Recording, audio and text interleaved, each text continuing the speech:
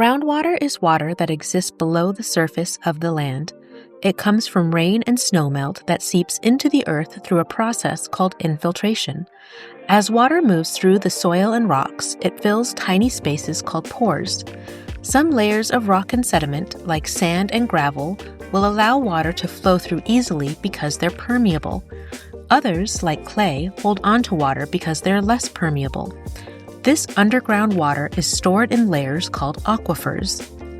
An aquifer is a layer of rock or sediment that holds groundwater. In southern Nevada, about 10% of our water supply comes from groundwater aquifers. These aquifers are fed by rain and snowmelt from the mountains surrounding the Las Vegas Valley. Groundwater is a key part of the water cycle. It connects to surface water like rivers and streams.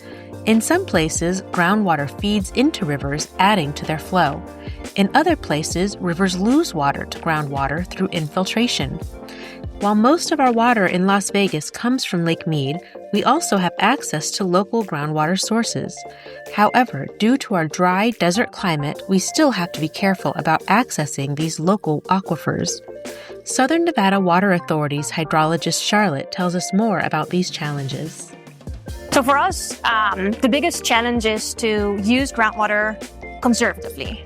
There's a lot of people living in Vegas. If everybody starts to pump out groundwater, we're not going to have enough. Levels are going to go down and wells are going to go dry, so people won't be able to have water anymore, groundwater. For Vegas, we are in a great position because our aquifer is very big. Previously, in years that we were not in drought, we actually inserted treated water from Lake Mead into our aquifer to create a bank. So whenever it's really dry, we can take out that water that we've put underground. Our success in our conservation program shows off. Over the last 20 years, population in Las Vegas has grown over 52%, whereas the amount of water that every person uses per day has decreased by 58%.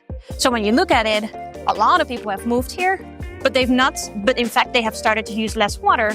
So overall, we're not using more water as a population.